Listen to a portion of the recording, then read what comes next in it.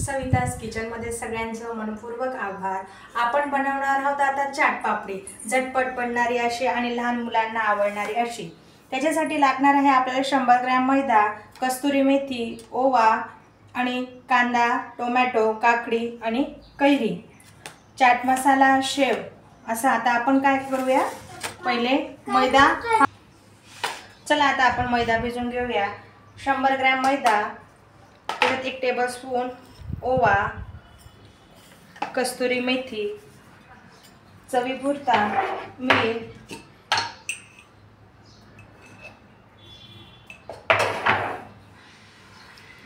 माझा असा हा सिक्रेट असा चाट मसाला टाकून घेऊया।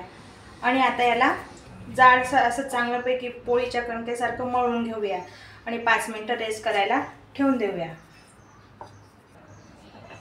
चला झालेत आता 5 मिनिटं। आता आपण काय करू, मंद आचेवर गॅस चालू करून घेऊया आणि पातळसर पोळी लाटून घेऊया।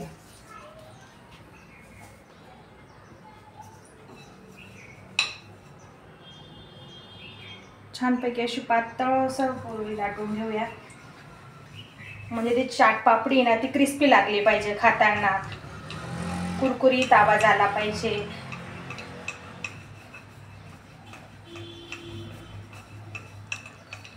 मुलांना बाहेरच्या कुरकुऱ्यांपेक्षा हा झटपट बनणारा नाश्ता दिल्याने मुलंही खुश आणि आपणही खुश आणि त्यांची टमीही खुश। चला आता मस्तपैकी पातळसर आपली पोळी लाटून झालेली आहे। अशी पातळसर लाटून झाल्यानंतर आपला मॅगीच्या स्पूनने किंवा काटे हा स्पून असतो त्याच्याने मस्तपैकी रांगोळी काढून घेऊया। छान अशी ठिपके ठिपक्यांची रांगोळी कशी आपली सुबक दिसते तशी छानपैकी या पापडीवर आपण करून घेऊया। करून झाल्यानंतर नाईफने अशा लांबसर अशा पट्टीसारखं मस्तपैकी कापून घेऊया आपण। कट झाल्यानंतर तेलात छानपैकी क्रिस्पी होईपर्यंत फ्राय करून घेऊया आपण।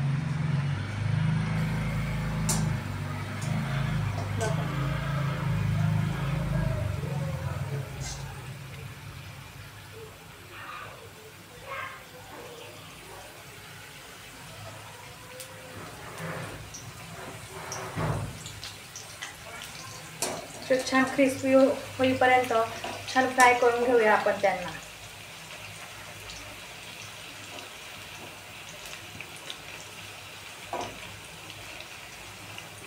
छान मंद आचेवर ब्राऊन कलर येईपर्यंत परतवत राहा।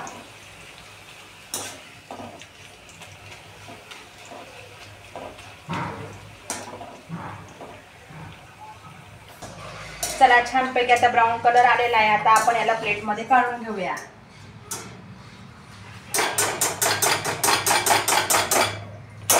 छानपैकी तेल काढून घ्या, म्हणजे ते जास्त ऑइली राहणार नाही। चला आता आपण मस्तपैकी प्लेट सर्व करून घेऊया। चला आता आपण प्लेट सर्व करून घेऊया। मस्तपैकी चाट पापडीवर आपण थोडी शेव फिरून घेऊया। शेव झाल्यानंतर काकडी, टोमॅटो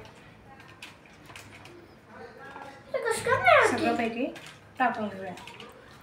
कैरीची टेस्ट अजून खूप छान लागेल, कैरीही टाकून घेऊ, पत्ताकोबी,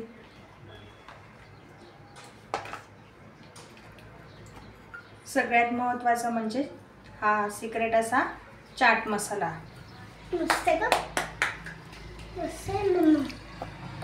पुदिनाची चटणी। बाजारात मिळते अशी ती चाट पापडीपेक्षा ही घरी बनलेली अप्रतिम चव असते आणि फ्रेश पण असते आणि चवीलाही छान असते। चला मग प्लेट झाली हे रेडी। आता माझे दोघं अनवरदन खाऊन बघतील टेस्ट कशी झालेली म्हणून।